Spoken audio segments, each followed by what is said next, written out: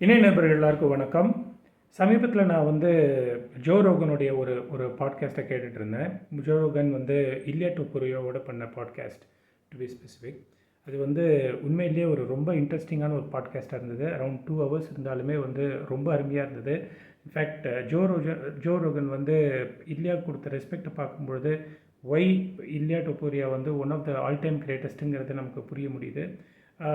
இதில் என்ன ஒரு பியூட்டிஃபுல் விஷயம்னா இந்த வெயிட் கேட்டகரி அவர் கூடியிருக்காருல. இப்போ அவர் இப்போது லைட் வெயிட்டுக்கு மூவ் ஆயிருக்காரு, 155 pounds, விச் ஜோ சொன்ன மாதிரி தி டஃபஸ்ட் வெயிட் கேட்டகரி. அதில் பார்த்தீங்கன்னா எல்லாருமே முதலைக தான். ஸோ அந்த விஷயத்தில் பார்க்கும்பொழுது இல்லையா இப்போ 10 pounds ஜாஸ்தி பண்ணி அவர் இஸ்லாமோட மேட்ச் பண்ணும் அப்படின்னு வந்திருக்காரு.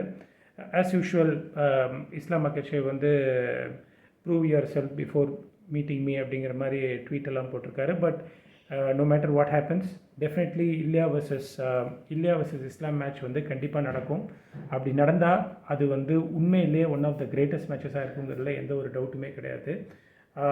ஹோப்ஃபுல்லி அது இந்த வருஷத்துலேயோ இல்லை ஏர்லி நெக்ஸ்ட் இயரோ நடக்கும் அப்படிங்கிறத நான் எதிர்பார்க்குறேன். 2 of the greatest all time mixed martial arts ஆர்டிஸ்ட்னு தான் சொல்லணும், மிக்சட் மார்ஷல் ஆர்ட்ஸ் ஃபைட்டர்ஸ் கலந்துக்க போகிற இந்த மேட்ச்